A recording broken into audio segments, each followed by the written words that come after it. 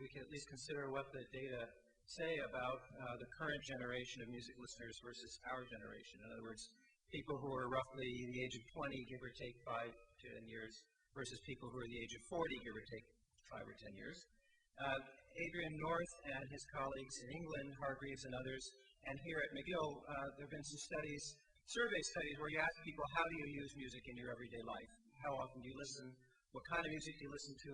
Some of these studies are these diary studies where the people, armies of people carry around pagers, and the pager goes off at some random time, and you have to write down what you're listening to, whether it's music that you chose or that's just sort of in the air and that you're being forced to listen to, for lack of a better word. And it turns out that people today, generally speaking, seem to know less about the music that they listen to. They don't tend to know the names of the groups necessarily, or the names of the members of the groups.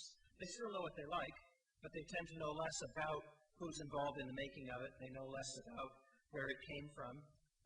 The other thing that we see in a number of studies is that people use music more today, and I'm talking about general trends. I don't mean to imply that everybody is like this down to the last person. It's just a general trend, and it's just based on a dozen studies or so, which may or may not reflect the real world. So with those caveats in place, people generally use music more like sonic wallpaper. It's a background to their lives. In the 60s and for much of the 70s, it wouldn't be unheard of for somebody to sit in a dark room with the lights out and the stereo on and just sort of listen and do nothing else.